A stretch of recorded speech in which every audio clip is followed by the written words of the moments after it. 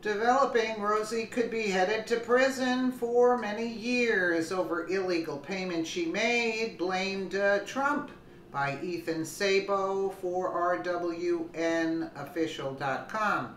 President Trump has a long list of liberal enemies who would love to see him fall. The only problem is they can't seem to find anything that will bring him down.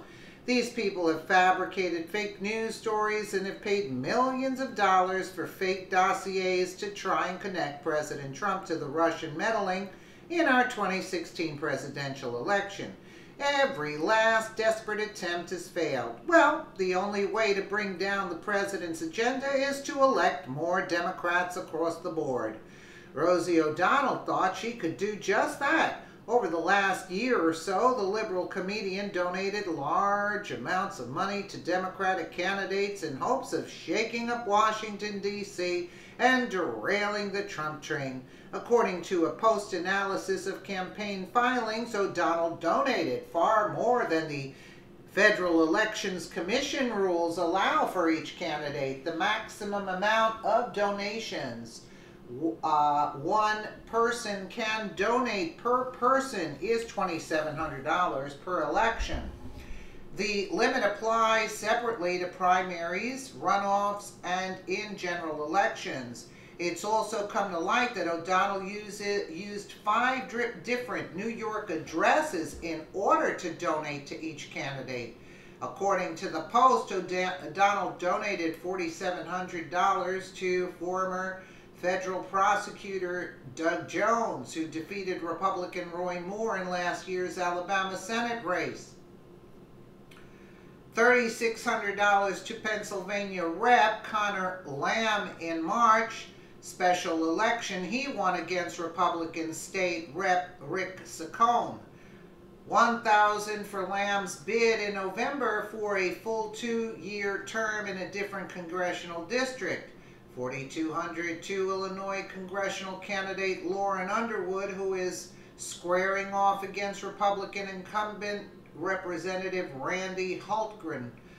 $3,450 to Democrat Omar Vade, a little-known congressional candidate in Staten Island and Brooklyn, Newsmax.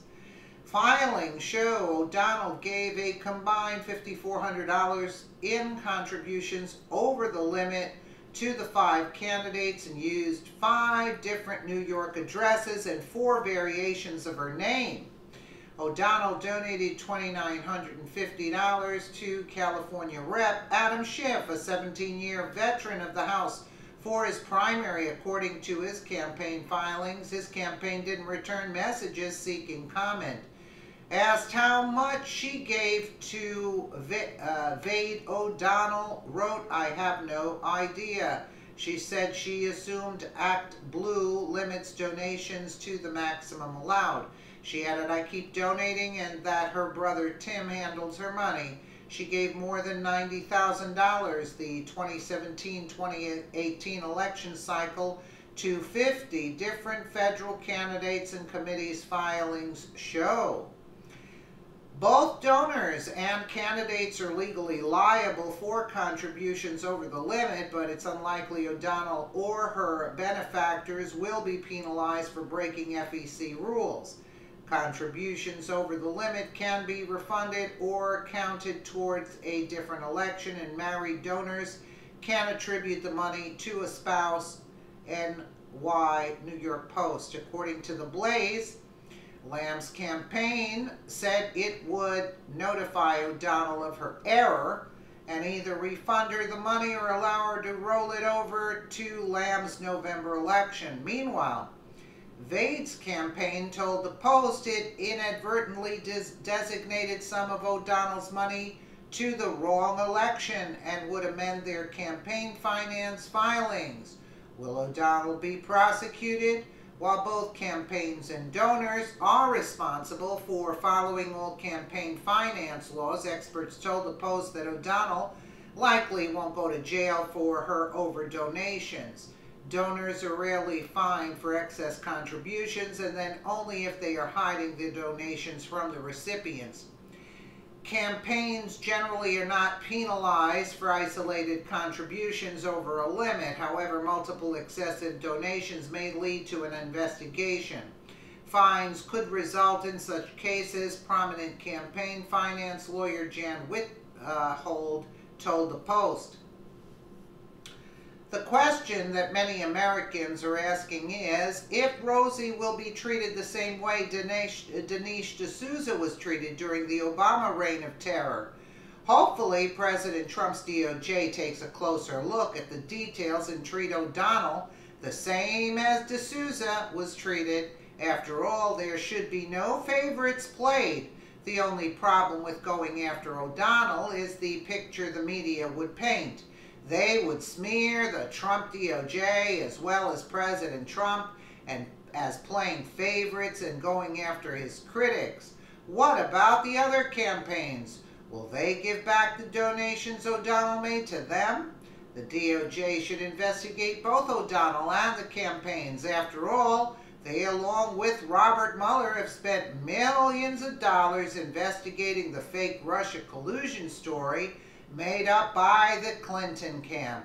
Megyn Kelly tried very hard to derail the Trump train during the 2016 debates, calling out then-candidate Trump on his references to women. The media would do everything in their power to bring this issue back and push legislators to start the impeachment process. There is nothing the media won't say or do to bring President Trump down. It's not fair, but this is the reality. We can only hope Jeff Sessions plays it smart and does his job. Yeah, keep dreaming.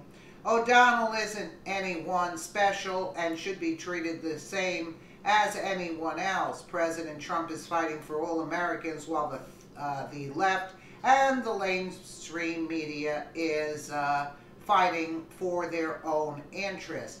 So Dinesh D'Souza was prosecuted, and I'm not familiar. I think he was put in jail also or something. But Rosie O'Donnell gets away with it. I mean, you know, this is just to show you how corrupt the system is. And they're talking about Sessions. You can keep dreaming. Sessions will prosecute a Republican more than he'll prosecute a liberal. Let me know what you guys think in the comments below. And again, thank you so much for watching.